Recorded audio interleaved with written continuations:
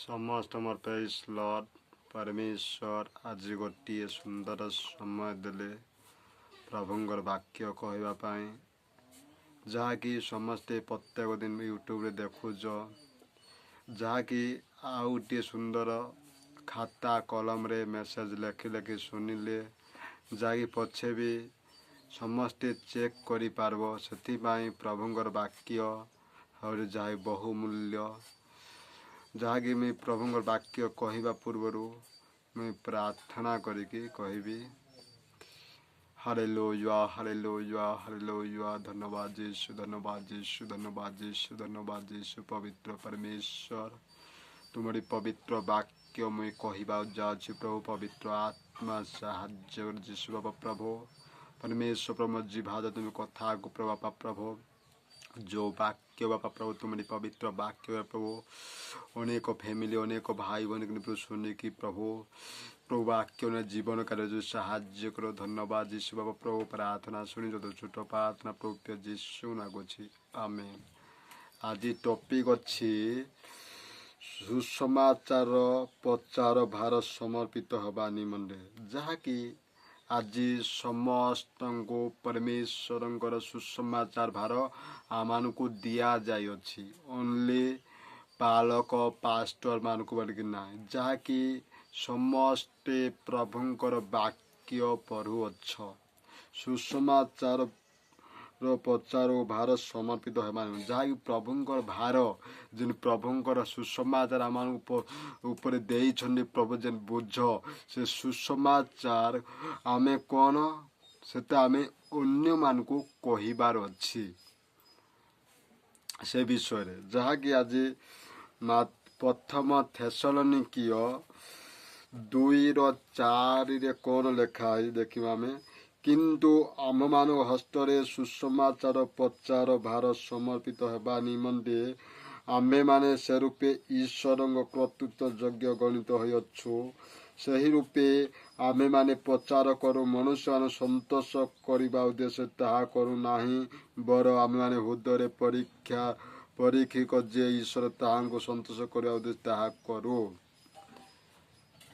इन्हें कौन करा किंतु आम्भ मान हस्तरे सुसमाचार प्रचार भार समर्पित होगा निमंते आम्भे माने जे रूपे ईश्वर कर्तृत्व योग्य गणित होइछु आम्भे माने आगामी दिन जेते बजे जतकी बेलो को कौन आमे जीशु जतकी आमे सुसमाचार शुणी नथिना आमे अयोग्य आमर कथा वार्ता आमर व्यवहार बहुत अलग थिला जतकी बेलो सुसमाचार सुनना कहा द्वारा प्रभु दास मान द्वारा दासी मान द्वारा जहाँकि आम जो शुणिना आज से सुसमाचार शुणा द्वारा आज आम कौन योग्य होछु जो माने आज प्रभु को जानी अच्छी ताकर व्यवहार अलग अच्छी जहाँकि आम सुसमाचार द्वारा आज आम योग्य आचरण पाइछु आज अनेक लोक उत्तम भाव ताकर योग्य आचरण से जानी नथिबे केवल इन कौन कर दुई पॉइंट समर्पित हमार निमंते आम मैंने जे रूपे ईश्वर कर्तृत्व योग्य गणित होइछु सही रूपे आम मैंने प्रचार करू जहाँकि आम मैंने क्या प्रचार करूछु मनुष्य को इन कौन कर मनुष्य को संतोष कर ताहा करू नाही जदि आज आम को सुसमाचार भार प्रचार होइछि आज कौन होजी मंडली रे कि गिरजा घरे चर्च रे मनुष्य को संतोष कला भलिया प्रचार करूछन्ति से भाई आम प्रचार करने कथा ना कौन भाई आम ईश्वर को संतोष कला भलिया प्रचार करार अच्छे आज कौन ये आज्ञा प्रचार करुछन जे अनेक लोक बुझु ना बोली केवल आम परमेश्वर इच्छा अनुसार कार्य करवा मनुष्य मान भी चलिए आम मनुष्य यदि खुशी करवा बेले परमेश्वर को आमको किसी देवे ना से कौन कहला मनुष्य संतोष करने उद्देश्य ताहा करू ना बर आम हृदय परीक्षित जे ईश्वर ताहा संतोष करने उद्देश्य ताहा करू पार्टी ना करू वीडियो कर मामू साइलेंस जेहेतु देखो मामू टिके देख ये कौन कहला बर आमे माने हृदय परीक्षा जे ईश्वर ताहांको संतोष करा उद्देश्य ताहा करू। आज कौन जेतेक पालक माने कि जेतेक सेवक माने मनुष्य को संतोष भलिया सेवा क्षेत्र करूअछंती। सेतिपाई आमे माने मनुष्य को संतोष भलिया सेवा क्षेत्र करे नहीं। मनुष्य को धन्यवाद दियंतु कि न दियंतु, खुश आंगु सम्मान दियंतु कि न दियंती, तथापि आमे प्रभुंको ठारू जेमिति आमे आशीर्वाद पात्र बारजी, प्रभुंको द्वारा जेमिति आमे धन्यवाद पाई बारजी, सेही बोले आमे प्रभुंको उद्देश्य रे करिबार अछि। हालेलुया। तापर आमे देखिमा तीतुस 1:3 रे कोन लेखा अछि। ସେହି ଅନନ୍ତ ଜୀବନ ସତ୍ୟବାଦୀ ଈଶ୍ୱର ଅନାଦିକାଳ ପୂର୍ବେ ପ୍ରତିଜ୍ଞା କରି ଯଥା ସମୟରେ ଆପଣା ବାକ୍ୟ ପ୍ରଚାର ଦ୍ୱାରା ପ୍ରକାଶ କଲେ। ସେହି ବାକ୍ୟ ପ୍ରଚାର କରିବାର ଭାର ଆମମାନଙ୍କ ଆଜ୍ଞା ଈଶ୍ୱରଙ୍କ ଆଜ୍ଞା ମତରେ ସମର୍ପିତ ହୋଇଅଛି। କେତେ ସୁନ୍ଦର ଭାବେ ପ୍ରଭୁଙ୍କର ବାକ୍ୟ କରି ସେହି ଅନନ୍ତ ଜୀବନ ସତ୍ୟବାଦୀ ଈଶ୍ୱରଙ୍କ ଅନାଦିକାଳ ପୂର୍ବେ ପ୍ରତିଜ୍ଞା କରି ଯଥା ସମୟରେ ଆପଣା ବାକ୍ୟ ପ୍ରଚାର ପ୍ରକାଶ କଲେ।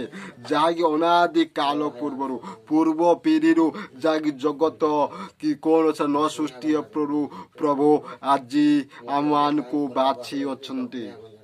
ପ୍ରଭୁଙ୍କର ଭାର, ପ୍ରଭୁଙ୍କର ସୁସମାଚାର, ଯୀଶୁଙ୍କର ପରିଚୟ ଏହି ଜଗତରେ ଦେବା ପାଇଁ। ସେଥିପାଇଁ ଆମ୍ଭେମାନେ ବିଶ୍ୱାସ ଦ୍ୱାରା ପ୍ରଚାର କରିବା ଯେ କୌଣସି ମନୁଷ୍ୟକୁ ଖୁସି କରାଉ, ଯେମିତି ପ୍ରଭୁଙ୍କୁ ଖୁସି କରାଉ, ପ୍ରଭୁ ଦିନ ସନ୍ତୋଷ ହେବେ, ପ୍ରଭୁ ଦିନ ଆମକୁ ଆଶୀର୍ବାଦ କରିବେ। ହାଲେଲୁୟା।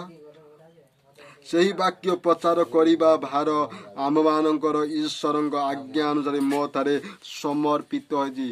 ସେ ଭାର, ସେ ପ୍ରଭୁଙ୍କର ବାଣୀ, ପ୍ରଭୁଙ୍କର ବାକ୍ୟ ଆଜି ଆମମାନଙ୍କର ସମର୍ପିତ ହୋଇଅଛି।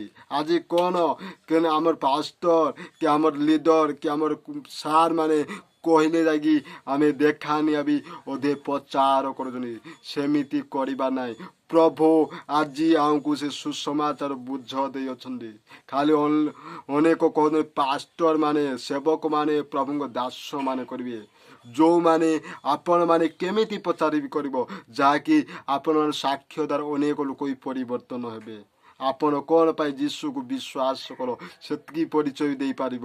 ସେଥିପାଇଁ ଆପଣମାନେ ସୁସମାଚାର ପ୍ରଚାର କରିବାର ଅଛି। ହାଲେଲୁୟା। ଆମେ ଦେଖିବା ପ୍ରେରିତ 13:46 ସେଥିରେ ପାଉଲ ଓ ବର୍ଣ୍ଣବାସ ସାହସ ପରେ କହିଲେ, ପ୍ରଥମ ନିକଟରେ ଈଶ୍ୱରଙ୍କ ବାକ୍ୟ କୁହାଯିବା ଆବଶ୍ୟକ ଥିଲା। ପ୍ରେରିତ 13:46 ସେଥିରେ ପାଉଲ ବର୍ଣ୍ଣବାସ ସାହସ ପୂର୍ବକେ କହିଲେ, ପ୍ରଥମରେ ଆପଣ ନିକଟରେ ଈଶ୍ୱରଙ୍କ ବାକ୍ୟ କୁହାଯିବା ଆବଶ୍ୟକ ଥିଲା। ଆପଣମାନେ ତାହା ଅଗ୍ରାହ୍ୟ କରି ଆପଣ ଜୀବନର ଅଯୋଗ୍ୟ ବୋଲି ବିଚାର କରୁଥିବାରୁ ଦେଖୁନ ଆମେ ବେଜାତିମାନଙ୍କ ନିକଟକୁ ଯାଉଅଛୁ। ଦେଖ କେତେ ସୁନ୍ଦର ପ୍ରେରିତ ପାଉଲ ନିଜେ ଲେଖିଛନ୍ତି। ସେଥିରେ ପାଉଲ ବର୍ଣ୍ଣବାସ ସାହସ ପୂର୍ବେ କହିଲେ, ପ୍ରଥମେ ଆପଣ ନିକଟରେ ଈଶ୍ୱରଙ୍କ ବାକ୍ୟ କୁହାଯିବା ଆବଶ୍ୟକ ଥିଲା। ପ୍ରଥମେ କ'ଣ ବର୍ଣ୍ଣବାସ ପାଖରେ କହିବାର ଥିଲା। ତାପରେ କ'ଣ ବର୍ଣ୍ଣବାସ କ'ଣ କହୁଛନ୍ତି, ଆପଣ ତାହା ଅଗ୍ରାହ୍ୟ କରି ଆପଣ ଜୀବନ ଅଯୋଗ୍ୟ ବୋଲି ବିଚାର କରୁଛ। ଆଜି ପ୍ରଭୁଙ୍କର ବାକ୍ୟ ଯାହାକି ବର୍ଣ୍ଣବାସ ଯାହାକି ଜିହୁଦୀ ମାନଙ୍କର ଥିଲା, ଜିହୁଦୀ ମାନଙ୍କର ଅଯୋଗ୍ୟ କରେ, ନିଜକୁ ନିଜେ ଅଯୋଗ୍ୟ ବୋଲି ଭାବିଲେ। ତାପରେ କ'ଣ କୁହାଯାଉଛି, ହାଲେଲୁୟା, ବିଚାର କଲେ, ଦେଖ ଆମେମାନେ ବେଜାତି ମାନଙ୍କ ନିକଟକୁ ଯାଉଅଛୁ। ଆଜି ଅନେକ ଜାଗା ବେଜାତି ମାନଙ୍କ କି ପ୍ରଭୁଙ୍କର ସୁସମାଚାର ଯାଉଅଛି, ଯାହାକି ଆଜି ଅନେକ ମାନେ ପ୍ରଭୁଙ୍କ ଇଏରେ ବେଜାତି ମାନେ ପ୍ରଭୁକୁ ଜାଣୁଛନ୍ତି। ସେଥିପାଇଁ ଆମେମାନେ ଯୋଉଟା ପ୍ରଭୁଙ୍କ ଦାସମାନେ କି ଦାସୀମାନେ କହୁଛନ୍ତି, ଆପଣମାନେ ସେ ବାକ୍ୟକୁ ନିଜେ ପାଳନ କରିବାର ଅଛି। ହାଲେଲୁୟା। ଆମେ ଦେଖିବା ଆଉ ଗୋଟିଏ ବାକ୍ୟ ରୋମିଓ 1:16 ଲେଖାଯାଇଅଛି, କାରଣ ମୁଁ ସୁସମାଚାର ସମ୍ବନ୍ଧରେ ଲଜ୍ଜାବୋଧ କରେ ନାହିଁ, ଯେଣୁ ତାହା ପ୍ରତ୍ୟେକ ବିଶ୍ୱାସୀ ପକ୍ଷରେ ପରିତ୍ରାଣ ନିମନ୍ତେ ଈଶ୍ୱରଙ୍କ ଶକ୍ତି ଅଟେ। ପ୍ରଥମେ ତ ଜିହୁଦୀ ପକ୍ଷରେ ଆଉ ମଧ୍ୟ ଗ୍ରୀକ ପକ୍ଷରେ। ଆଜି ଯେଉଁ ସୁସମାଚାର ଭାର, ଯେଉଁ ସୁସମାଚାର ପ୍ରଭୁଙ୍କର ପରିଚୟ ଆଜି ଆମମାନଙ୍କୁ ଦିଆଯାଇଅଛି, ଅନେକ ଲୋକ ଲଜ୍ଜା କରୁଛନ୍ତି। କିଏ ମୋତେ ମାରିଦେବ, କିଏ ମୋତେ ଅପମାନିତ କରିବ, କିଏ ମୋତେ କ'ଣ କହିବ, ମୁଁ କେଡ଼େ ବଡ଼ ଏଜୁକେଟର, କେଡ଼େ ବଡ଼ ଜାତିରୁ ବୋଲିକି ଆମେ ଭାବୁଛୁ। ଇନେ କ'ଣ ପ୍ରେରିତ ପାଉଲ, କାରଣ ମୁଁ ସୁସମାଚାର ସମ୍ବନ୍ଧରେ ଲଜ୍ଜାବୋଧ କରେ ନାହିଁ। ପ୍ରେରିତ ମୁଁ ସୁସମାଚାର ପ୍ରଚାର କରିବା ଲାଗି କାହାକୁ ଲଜ୍ଜା କରିବି ନାହିଁ। ଯିଏ ମୋତେ ଯାହା କହୁ, ଯାହା ଅପମାନିତ କରୁ, ଯାହା କହିଲେ ବି ମୁଁ ପ୍ରଭୁଙ୍କର ସୁସମାଚାର ପ୍ରଚାର କରିବି ବୋଇଲେ। ସେଇଭଳିଆ ଆଜି ଆମ୍ଭେମାନେ ବି ପ୍ରଚାର କରିବାର ଅନେକ ଜାଗାରେ। ଆଜି ଚିନ୍ତା କର, ନିଜ ଗ୍ରାମରେ ପ୍ରତ୍ୟେକ ପରିବାରରେ ପ୍ରଭୁଙ୍କର ସୁସମାଚାର ପହଞ୍ଚିନିଏ।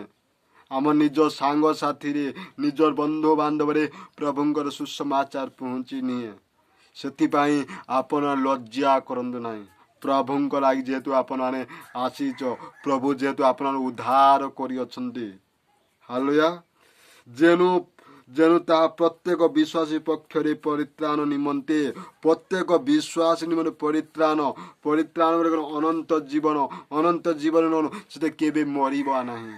ଆମର ଆତ୍ମା ଅନନ୍ତ କାଳ ସୁରକ୍ଷିତ ସ୍ୱର୍ଗ ରାଜ୍ୟରେ ରହିବ। ହାଲେଲୁୟା। ଈଶ୍ୱରଙ୍କ ଶକ୍ତି ଅଟେ। ଇଟା ହେଉଛି ଈଶ୍ୱରଙ୍କ ଶକ୍ତି। ଆମର ଜ୍ଞାନରେ, ଆମର ବୁଦ୍ଧି, ଆମର ତାକତରେ କିଛି ନାହିଁ। ଆମର ପାଠ ଯେତେ ପଢ଼ିଲେ ହେଲେ ଈଶ୍ୱର ଆମମାନଙ୍କୁ ଶକ୍ତି ଦେଇଛନ୍ତି। ପବିତ୍ର ଆତ୍ମାଙ୍କ ଶକ୍ତି। ପବିତ୍ର ଆତ୍ମାକୁ ଉତ୍ତମ ଭାବରେ ଯତ୍ନ କରି ରଖନ୍ତୁ, ଯାହାକି ପବିତ୍ର ଆତ୍ମା ଆମକୁ ସୁସମାଚାର ପ୍ରଚାର ବି ସାହାଯ୍ୟ କରିବେ। ହାଲେଲୁୟା। ପ୍ରଥମରେ ଜିହୁଦୀ ପକ୍ଷରେ ଆଉ ମଧ୍ୟ ଗ୍ରୀକ। ପ୍ରଥମରେ ଜିହୁଦୀ ଗ୍ରୀକ ମାନଙ୍କ ଲାଗିଥିଲା।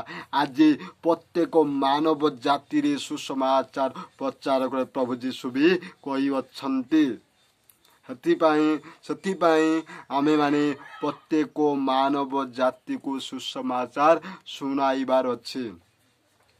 ମାଥ୍ୟୁ 28:19 କ'ଣ, ଯାଅ ସମସ୍ତ ମାନବ ଜାତିକୁ ସୁସମାଚାର ପ୍ରଚାର କର ବୋଲି କହିଛନ୍ତି। ମୁଁ ଭୁଲ ପଢ଼ୁନାହିଁ। ସେଇଭଳିଆ ଆମେ ପ୍ରତ୍ୟେକ ମାନବ ଜାତିକୁ ଯାଇକି ସୁସମାଚାର କହିବାର ଅଛି। ହାଲେଲୁୟା। ଆମେ ଦେଖିବା ପ୍ରଥମ କରନ୍ଥୀୟ 1:24, କିନ୍ତୁ ଜିହୁଦୀ ହେଉ ବା ଗ୍ରୀକ ହେଉ, ଯେଉଁମାନେ ଆହୁତ, ସେମାନଙ୍କ ନିମନ୍ତେ ଖ୍ରୀଷ୍ଟ ଈଶ୍ୱରଙ୍କ ଶକ୍ତି ଓ ଈଶ୍ୱର ଜ୍ଞାନ ସ୍ୱରୂପ ଅଟେ। ଭଲ।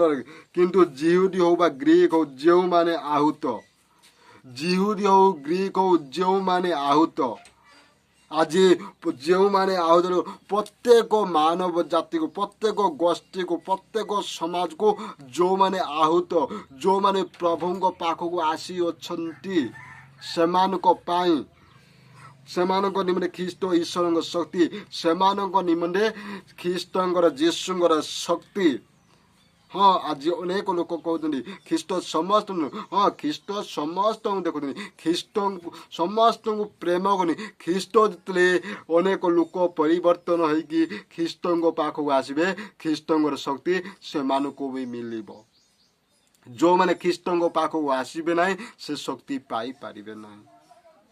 କେବଳ ଖ୍ରୀଷ୍ଟଙ୍କ ପାଖକୁ ଆପଣମାନେ ଆସନ୍ତୁ। ଯେଉଁମାନେ ଆଜି ଚର୍ଚ୍ଚ ଯାଇଛ, କିଏ ମାସେ, କିଏ 2 ମାସ, କିଏ ବର୍ଷେ ବି ଯାଇକି ପ୍ରଭୁଙ୍କୁ ବୋଲାନ୍ତୁ। ଯଦି ଆପଣ ପଛକୁ ହତି ଯାଇଛ, ସୁସମାଚାର ଶୁଣିକି ଆସୁଥିଲ, ଆରାଧନା ପ୍ରଶଂସା କର, ଆଜି କ'ଣ ପାଇଁ ଆପଣମାନେ ପୁଣି ଯଥାଶୀଘ୍ର ଆସନ୍ତୁ। ସେମାନଙ୍କ ନିମନ୍ତେ ଖ୍ରୀଷ୍ଟ ଈଶ୍ୱର ଶକ୍ତି। ଯେଉଁମାନେ ପ୍ରଭୁଙ୍କ ପାଖରେ, ଖ୍ରୀଷ୍ଟଙ୍କ ପାଖରେ, ସେମାନଙ୍କ ଖ୍ରୀଷ୍ଟଙ୍କର ଶକ୍ତି ଅଛି ଓ ଈଶ୍ୱର ଜ୍ଞାନ ସ୍ୱରୂପ ଅଟନ୍ତି। ଈଶ୍ୱର ଜ୍ଞାନ ସ୍ୱରୂପ ଅଟନ୍ତି। ଈଶ୍ୱର ଜ୍ଞାନ ସ୍ୱରୂପ। ଈଶ୍ୱର ଯଦି ଜ୍ଞାନ ସ୍ୱରୂପ, ଆମମାନଙ୍କୁ ବି ସେ ଜ୍ଞାନ ଦେଇଅଛନ୍ତି। ହାଲେଲୁୟା। ଆମେ ଗାଲାତ୍ୟ 1:10 ଦେଖିବା। ମୁଁ କି ଏବେ ମନୁଷ୍ୟମାନଙ୍କର କିମ୍ବା ଈଶ୍ୱରଙ୍କ ପ୍ରିୟ ପାତ୍ର ହେବାକୁ ଯତ୍ନ କରୁଅଛି, ବା ମନୁଷ୍ୟଙ୍କୁ କି ସନ୍ତୋଷ କରିବା ଚେଷ୍ଟା କରୁ। ଯଦି ମୁଁ ଏବେ ସୁଦ୍ଧା ମନୁଷ୍ୟମାନଙ୍କୁ ସନ୍ତୋଷ ଥାନ୍ତି ତେବେ ମୁଁ ଖ୍ରୀଷ୍ଟଙ୍କର ଦାସ ହୁଅନ୍ତି ନାହିଁ। ମୁଁ ଯେ ଏବେ ମନୁଷ୍ୟ କିମ୍ବା ଈଶ୍ୱରଙ୍କ ପ୍ରିୟ ପାତ୍ର ହେବା ଯତ୍ନ କରୁଛି। ଦେଖ ଆପଣ ଦୂରେ ସୁଯୋଗ କୋଉଟାକୁ ଆପଣ ମାନେ ବାଛିବାର ଅଛି। ମନୁଷ୍ୟକୁ ସନ୍ତୋଷ କରିବାର ଅଛି ନା ଖ୍ରୀଷ୍ଟଙ୍କୁ ସନ୍ତୋଷ କରିବାର ଅଛି, ଈଶ୍ୱରଙ୍କୁ। ଯଦି ମନୁଷ୍ୟକୁ ସନ୍ତୋଷ କରିବ ଈଶ୍ୱର ସନ୍ତୋଷ ହୁଅନ୍ତି ନାହିଁ। ଯଦି ଈଶ୍ୱରକୁ ସନ୍ତୋଷ କଲାବେଳେ ଆମେ ପ୍ରଭୁଙ୍କର ସେବା କ୍ଷେତ୍ର କରିବା, ପ୍ରଭୁଙ୍କର ସୁସମାଚାର ପଚାରିବା, ଆମକୁ ମନୁଷ୍ୟମାନେ ସନ୍ତୋଷ ହେବେ ନାହିଁ। ହଁ, ଆଜି ମନୁଷ୍ୟମାନେ ଯିଏ ଯାହା କହୁ, ଯିଏ ଯେତେ ବିରୋଧୀ କରୁ, ଯିଏ ଯାହା କହୁ, କେବଳ ଆମେ ଈଶ୍ୱରଙ୍କୁ ସନ୍ତୋଷ କଲା ଭଳିଆ ପ୍ରଭୁଙ୍କର ସେବା କ୍ଷେତ୍ର କରିବାର ଅଛି। ପ୍ରଥମରେ ଅନେକ ଲୋକ, ଅନେକ ଦାସମାନେ, ଅନେକ ଦାସୀମାନେ, ଅନେକ ବିଶ୍ୱାସିନୀ ପ୍ରଭୁଙ୍କର ସେବା କ୍ଷେତ୍ର କରୁଥିଲେ। ଆଜି ଅନେକ କରିପାରୁନାହାନ୍ତି। କ'ଣ ପାଇଁ? ଆଜି ମାନେ ମନୁଷ୍ୟକୁ ସନ୍ତୋଷ ଭଳିଆ କରୁଥିଲେ, କିନ୍ତୁ ଈଶ୍ୱରଙ୍କ ସନ୍ତୋଷ କଲା ଭଳିଆ ଯେଉଁମାନେ କରୁଛନ୍ତି ସେମାନେ କେବେ ବି ପଛକୁ ଘୁଚିବେ ନାହିଁ। ହାଲେଲୁୟା। ଅବା ମନୁଷ୍ୟ କି ସନ୍ତୋଷ କରିବା ଚେଷ୍ଟା କରୁଅଛି। ଯଦି ମୁଁ ଏବେ ସୁଦ୍ଧା ମନୁଷ୍ୟ ସନ୍ତୋଷ କରୁଥାନ୍ତି, ଯଦି ଆମେ ମନୁଷ୍ୟ ସନ୍ତୋଷ କରୁଅଛୁ, ତାପରେ କ'ଣ କୁହାଯାଉଛି? ତେ ମୁଁ ଖ୍ରୀଷ୍ଟଙ୍କର ଦାସ ହୁଅନ୍ତି। ଯଦି ଆଜି ଯେଉଁମାନେ ମନୁଷ୍ୟକୁ ସନ୍ତୋଷ ଭଳିଆ ସେବା କ୍ଷେତ୍ର କରୁଛନ୍ତି ସେମାନେ ଖ୍ରୀଷ୍ଟଙ୍କ ଦାସ ନାହିଁ। ହଁ, ଆଜି କହିବେ ଆପଣମାନଙ୍କୁ, ହଁ ଇଏ ଗୋଟେ ଭଲ ପ୍ରଚାରକ, ଭଲ ପାଳକ, ଭଲ ପାଷ୍ଟର, ଭଲ ଶିକ୍ଷା ଦେଉଛି। କେବଳ ନାହିଁ, ଓନ୍ଲି ଯୀଶୁ ଖ୍ରୀଷ୍ଟଙ୍କୁ ସନ୍ତୋଷ ଭଳିଆ ପ୍ରଚାର କରନ୍ତୁ। ଯିଏ ଆମକୁ ଦେଉ ବା ନ ଦେଉ, ଧନ୍ୟବାଦ ଦେଉ ବା ନ ଦେଉ, ଆମକୁ ସମ୍ମାନ ଦେଉ ବା ନ ଦେଉ, କେବଳ ଖ୍ରୀଷ୍ଟଙ୍କର ଉଦ୍ଦେଶ୍ୟରେ ଆମେମାନେ ସେବା କ୍ଷେତ୍ର କରିବାର ଅଛି। ଯେତିକି ପ୍ରଭୁ ଯୀଶୁ ଖ୍ରୀଷ୍ଟ ବି ସେବା କ୍ଷେତ୍ର କରୁଥିଲେ, ସେ ତାଙ୍କ ପରିବାରରେ, ତାଙ୍କ ଗ୍ରାମରେ ତାକୁ ବି ବିରୋଧୀ କରୁଥିଲେ। ଯେତେବେଳେ ମଣ୍ଡଳୀରେ ପ୍ରଚାର କରୁଥିଲେ ଖ୍ରୀଷ୍ଟ ଯୀଶୁ ନିଜେ, ତାଙ୍କ ତାଙ୍କ ମା ଭାଇ ଭଉଣୀ ସମସ୍ତେ ଆସିଥିଲେ। ଲୋକମାନେ କ'ଣ ତମ ମା ଭାଇ ଭଉଣୀ ମାନେ ଡାକୁଛନ୍ତି? ଯିଏ ମୋର ପିତାଙ୍କର ବାକ୍ୟ ଶୁଣୁଛି, ଯିଏ ମୋର ପିତାଙ୍କର ଆଜ୍ଞା ମାନୁଛି, ସେ ହଉଛି ମୋର ପିତା ମାତା ଭାଇ ଭଉଣୀ ବୋଲି କହିଲେ। ଆଜି ଆମେମାନେ ଯଦି ପ୍ରଭୁଙ୍କର ଦାସ ହୋଇଅଛୁ, ଖ୍ରୀଷ୍ଟଙ୍କର ସନ୍ତାନ, ଖ୍ରୀଷ୍ଟଙ୍କର ପୁଅ ଯଦି ଆମେ ହେଇଛୁ, ଖ୍ରୀଷ୍ଟଙ୍କର ଉଦ୍ଦେଶ୍ୟରେ ଆମମାନେ କାମ କରିବାର ଅଛି। ହାଲେଲୁୟା। ଆମେ ଜିହିଜିକଲ 2:7 ପଢ଼ିବା। ସେମାନେ ଅତ୍ୟନ୍ତ ବିଦ୍ରୋହୀ ହେତୁ ସେମାନେ ଶୁଣନ୍ତୁ ବା ନ ଶୁଣନ୍ତୁ, ତୁମେ ସେମାନଙ୍କୁ ଆମ୍ଭର ବାକ୍ୟ ସବୁ କୁହ। ଆଜି ଏହି ଜଗତରେ ଆମର ସୁସମାଚାର, ଆମର ପ୍ରଭୁଙ୍କର ସୁସମାଚାର, ଖ୍ରୀଷ୍ଟଙ୍କର ସୁସମାଚାର ଅନେକ ଲୋକ ଶୁଣିବା ଲାଗି କଷ୍ଟ, କେହି ବୁଝନ୍ତି ନାହିଁ। ସେମାନେ ଅନ୍ତତଃ ବିଦ୍ରୋହୀ ହେତୁ ସେମାନେ ଶୁଣନ୍ତୁ ବା ନ ଶୁଣୁ, ବିଦ୍ରୋହୀ ଲୋକ। ଆଜି ଜଗତରେ, ଏଇ ୱାର୍ଲଡରେ, ଏଇ ବିଶ୍ୱରେ ବିଦ୍ରୋହୀ ଲୋକମାନେ ବାସ କରୁଛନ୍ତି। ସେ ବିଦ୍ରୋହ ମାନେ ଶୁଣନ୍ତୁ ବା ନ ଶୁଣନ୍ତୁ, କେବଳ ଆମର ଯେଉଁ ବୁଝ, ଯେଉଁ ଦାୟିତ୍ୱ, ଯେଉଁଟା ଆମେ ଯତ୍ନ ଭାବରେ ପ୍ରଭୁଙ୍କର ସୁସମାଚାର ପ୍ରଚାର କରିବାର ଅଛି। ଯେମିତି ଆମେ ବି ଦିନେ ପୂର୍ବରେ ଜାଣିନଥିଲା ଯୀଶୁ ଖ୍ରୀଷ୍ଟକୁ, ଆଜି ଅନେକ ବିଶ୍ୱାସୀ ମାନଙ୍କ ଦ୍ୱାରା, ଅନେକ ଦାସମାନ ଶ୍ରବଣ ଦ୍ୱାରା ଆଜି ଆମେ ପ୍ରଭୁଙ୍କର ବାକ୍ୟ ଶୁଣିକି, ପ୍ରଭୁଙ୍କର ବାକ୍ୟ ପାଳନ କରିକି ଯେମିତି ଆମେ ପରସ୍ପର ଶିଖୁଛୁ, ଅନେକ ଜାଗାରେ ଶିକ୍ଷା ଦେଉଛୁ। ସେମିତି ଯିଏ ଶୁଣୁ ବା ନ ଶୁଣୁ, ଆମେ ପ୍ରଭୁଙ୍କର ବାକ୍ୟ କହିବାର ଅଛି। ହାଲେଲୁୟା। ତୁମେ ସେମାନଙ୍କୁ ଆଉ ଆମ୍ଭର ବାକ୍ୟ କୁହ। ସେମାନଙ୍କୁ ଯାଇକି ଆମ୍ଭର ବାକ୍ୟ କୁହ। କାହାର ବାକ୍ୟ? ପରମେଶ୍ୱରଙ୍କ ବାକ୍ୟ, ଯୀଶୁ ଖ୍ରୀଷ୍ଟଙ୍କର ବାକ୍ୟ କହିବାର ଅଛି।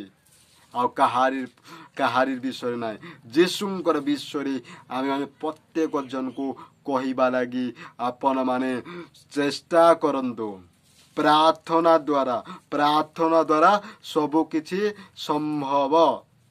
ହାଲେଲୁୟା। हाँ केमिति आमे प्रभुंकर वाक्य कहवा आमे पाठ पढ़ी नाई आमे इंग्लिश जानी नाई उड़िया जानी नाई हिंदी जानी नाई बोलिकी आमे बहुत कन्फ्यूज होवछु ସେଥିପାଇଁ ଜିରିମିୟ 1:7 ଲେଖାଛି ମାତ୍ର ସଦାପ୍ରଭୁ ମୋତେ କହିଲେ ମୁଁ ବାଳକ ବୋଲି କହୁନାହିଁ କାରଣ ଆମ୍ଭେ ତୁମକୁ ଯାହା ନିକଟକୁ ପଠାଇବା ତୁମେ ତାହା ନିକଟକୁ ଯିବ ଓ ଆମ୍ଭେ ତୁମକୁ ଯାହା ଆଜ୍ଞା କରିବା ତାହା ତୁମେ କହିବ।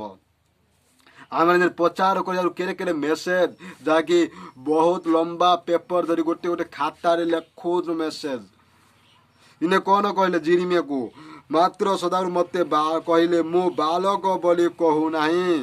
ସଦାପ୍ରଭୁ ଆମକୁ ବାଳକ କି ବାଳକ ବାଳିକା ଛୋଟ ପିଲା ବୋଲିକି ପ୍ରଭୁ କହନ୍ତି ନାହିଁ।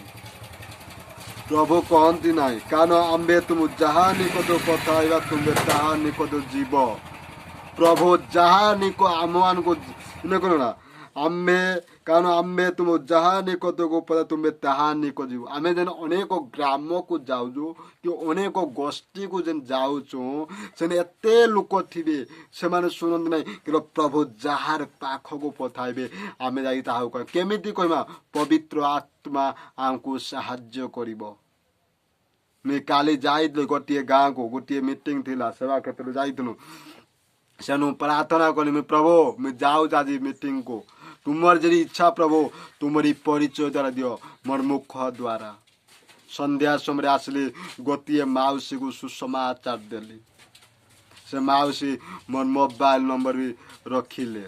ସେଇଭଳିଆ ଆମମାନେ ଜଣକୁ ଯତ୍ନ ଭାବରେ ପ୍ରଭୁଙ୍କର ବାକ୍ୟ କହିଲେ ପବିତ୍ର ଆତ୍ମା ଆମକୁ ସାହାଯ୍ୟ କରିବ। ହାଲେଲୁୟା।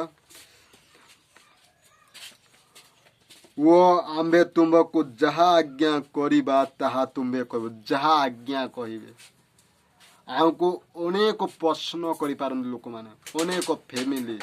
କେବଳ ପ୍ରଭୁ ସେନା ପବିତ୍ର ଆତ୍ମା ସାହାଯ୍ୟ କରିବେ। କେମିତି କୁହାଯିବ, କେମିତି ବାକ୍ୟ କୁହାଯିବ। ଦେଖ ଦାନିଏଲକୁ କି ଭଳିଆ ନବୁକଦନେସର ରାଜା ପରୀକ୍ଷା ନେଇ ମାରବା ଲାଗି ଚାହୁଁଥିଲା, ଦାନିଏଲ କ'ଣ ପାଇଁ ଭୟ କଲେ ନାହିଁ? ପ୍ରଭୁଙ୍କର ଉଦ୍ଦେଶ୍ୟରେ ପ୍ରଭୁ ତାହାକୁ ଦାନିଏଲକୁ ଉଦ୍ଧାର କଲେ। ଆମକୁ ବି ସେଇଭଳିଆ ପ୍ରଭୁ ଉଦ୍ଧାର କରିବେ। ହାଲେଲୁୟା। ଆମେ ଦେଖିବା ଆଉ ଗୋଟେ ଜିରିମିୟ 1:17 ଏ ହେତୁ ତୁମ୍ଭେ ଆପଣା କତି ଉଠ ଓ ତୁମ୍ଭେ ଆପଣା କତି ବାନ୍ଧି ଉଠ ଓ ଆମ୍ଭେ ତୁମକୁ ଯାହା ଯାହା ଆଜ୍ଞା କରୁଅଛୁ ତାହା ସବୁ ସେମାନଙ୍କୁ କୁହ। ସେମାନେ ସକାଶୁ ଉଦ୍ବିଗ୍ନ ହୁଅ ନାହିଁ, ହେଲେ ଆମ୍ଭେ ସେମାନଙ୍କୁ ସାକ୍ଷାତ ତୁମକୁ ଉଦ୍ବିଗ୍ନ କରିବା। ଯେହେତୁ ତୁମ୍ଭେ ଆପଣା କତି ବାନ୍ଧି